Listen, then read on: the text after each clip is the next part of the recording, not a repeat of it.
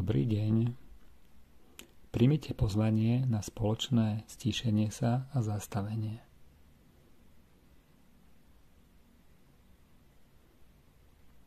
Sadnite si na zem alebo stoličku, po prípade gauč, s vystretým chrbátom. Oči si zavrite, alebo ich môžete mať aj otvorené.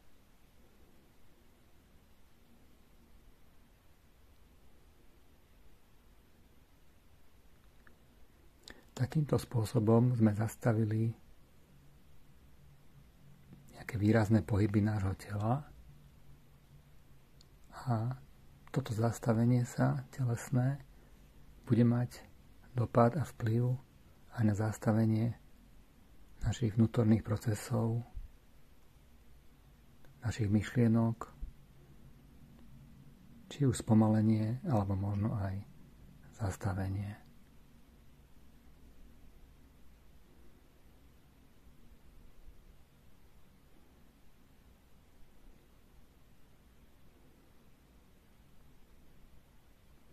Všetci v sebe nosíme alebo máme ukryté hlboké ticho a pokoj.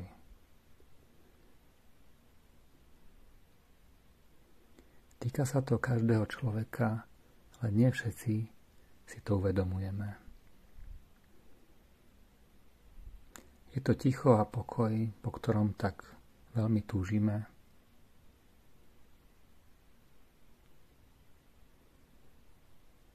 A je veľmi blahodárne sa do tohto ticha ponoriť. To je aj zmyslom tejto nahrávky.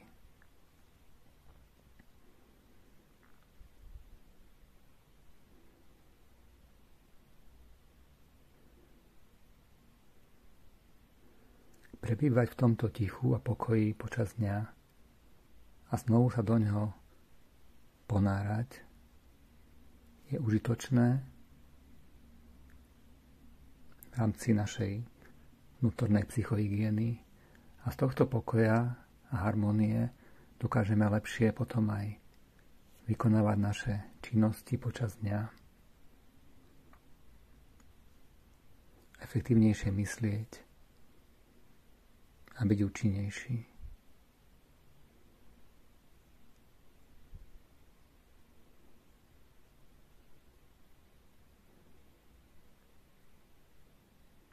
Možno takéto spomalenie je pre vás nové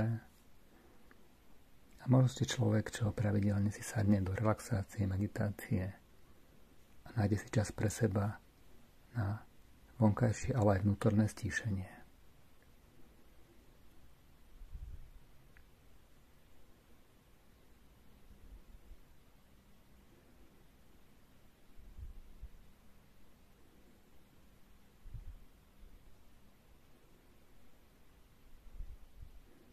Môžeme teraz aj precítiť kontakt našich sedacích svalov s podložkou alebo s miestom, na ktorom sedíme.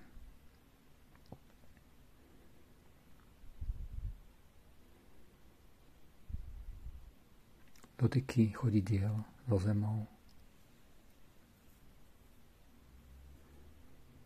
Dotyky rúk so stehnami, na ktorých sú položené.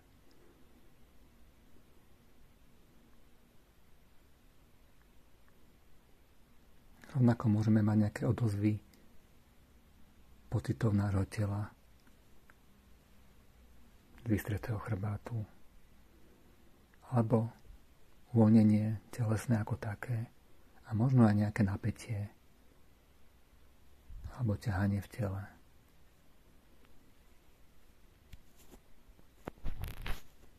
S takýmto uvoľnením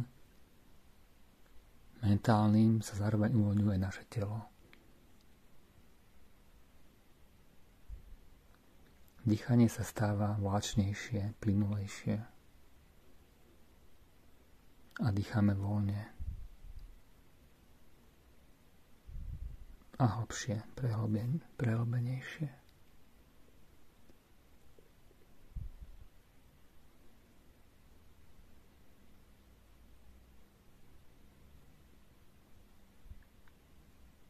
Môžeme teraz krátky čas pozorovať náš dých.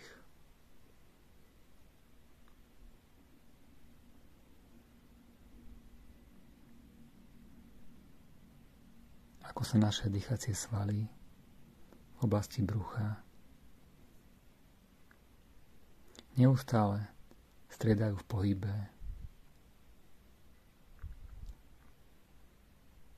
Sme si vedomí nádychu a výdychu.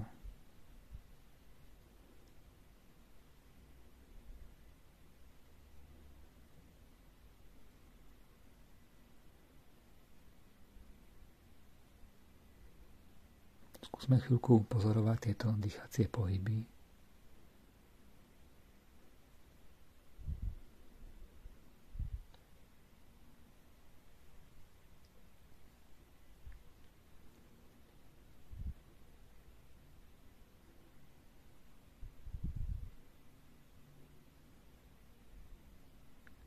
Takéto pozorovanie dýchania je pre nás veľmi blahodárne a funguje to na princípe, že naša pozornosť nemusí byť neustále na myšlienkovom procese, ktorý sa odohráva v mysli, a táto pozornosť sa presúva na náš dých, na pozorovanie dýchu. Presmerovanie takéto pozornosti vlastne utišuje myseľ.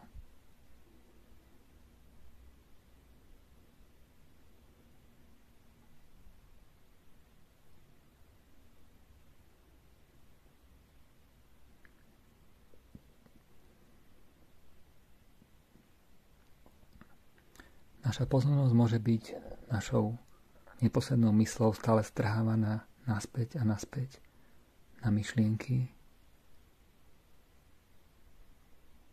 Môžeme si to uvedomiť, ale my ju zase obrátime, presmerujeme na pozorovanie dýchacích pohybov v oblasti brucha.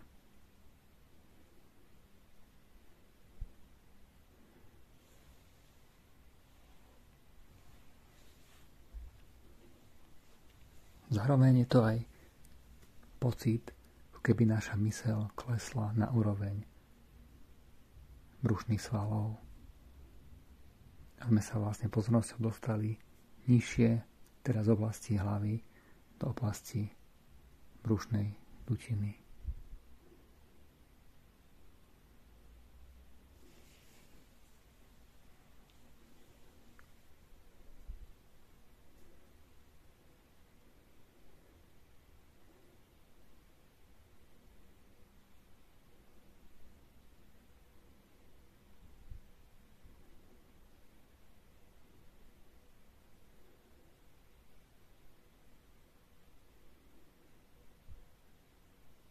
S takýmto presmerovaním pozornosti sa nám aj môže zadariť si začať uvedomovať taký vnútorný rozsiahlý priestor, ktorý je v nás, takú vnútornú prázdnotu, ktorá nie je negatívnou skúsenosťou, ale skôr naopak. Cítime vnútorný priestor, v ktorom leží aj určitý pokoj, tichá radosť,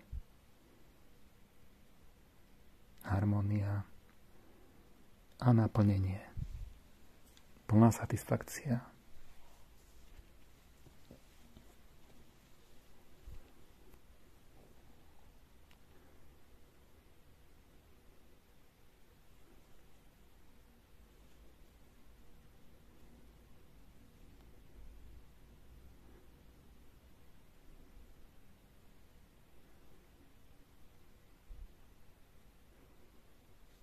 Môžeme si takto uvedomiť nás samotných ako pozorovateľa, ktorý pozoruje to, čo sa odohráva naokolo, čo sa odohráva v našom vedomí.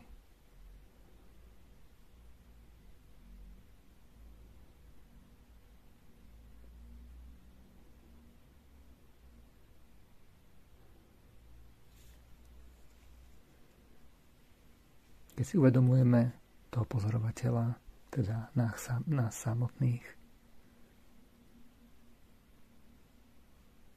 tak je to radostná skúsenosť.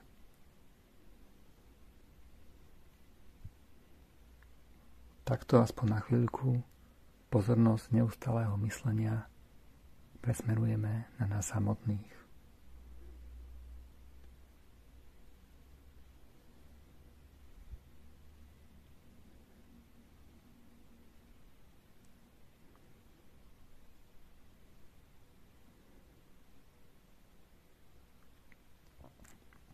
Tomuto presmerovaniu pozornosti môže napomáhať aj otázka, kto teraz sleduje tieto dýchacie pohyby?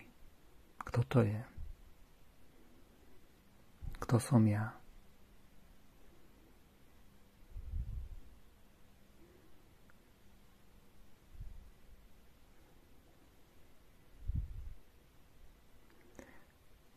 Tieto otázky si nevyžadujú našu odpoveď v myšlienkovej forme. Tieto otázky sa jednoducho položia a necháme, aby už tá pozornosť na základe tých otázok presmerovala na nás samotných.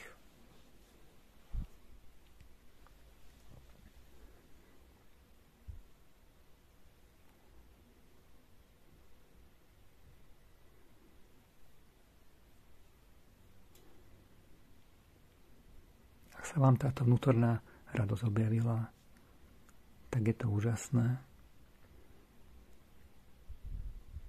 Táto radosť, ktorú nosíme neustále v sebe,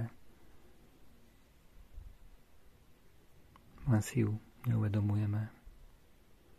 A je to radosť, ktorá je bez príčiny po vonkajších okolnostiach. Nezávislá na tom, čo máme alebo čo robíme.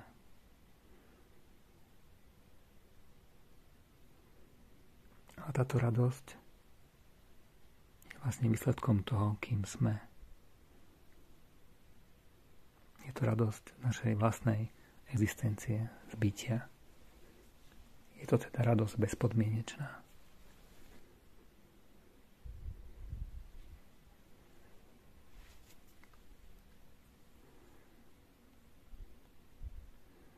A keď sa vám túto radosť nepodarilo ešte zatiaľ dosiahnuť, sa k nej priblížiť, ju zažiť, tak sa tým netrápte.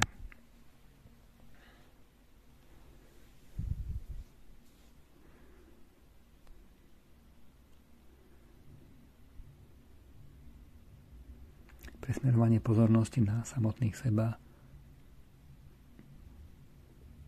nie je vždy až také jednoduché pre každého, v každom momente. Dá sa samozrejme vytrénovať ako hociaká iná činnosť, ako tu jazyk napríklad, alebo ako svaly, posilovni. Preto je možné si pustiť aj túto nahrávku znova a znova.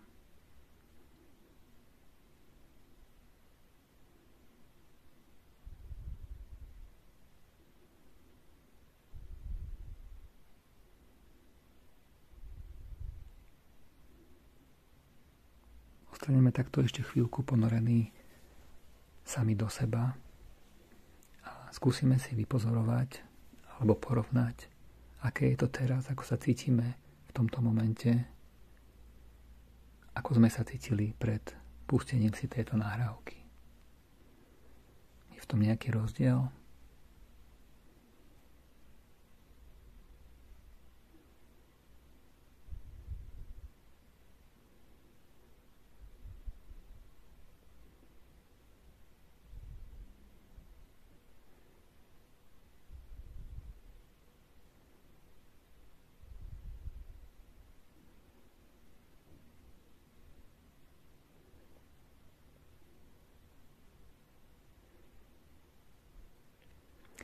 Na záver by som vám chcel ešte popriať veľa nadšenia,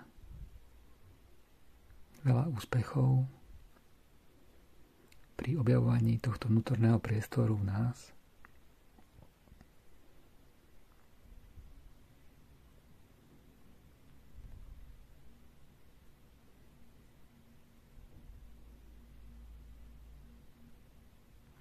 Ak máte ešte čas a ste príjemne stíšení, tak sa aj po ukončení tejto nahrávky nenechajte ďalej vyrušovať a ostaňte ešte ponorení v samým sebe.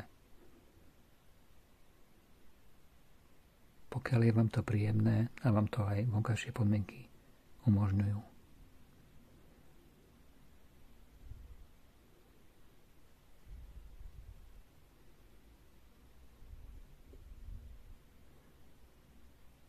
Majte sa krásne.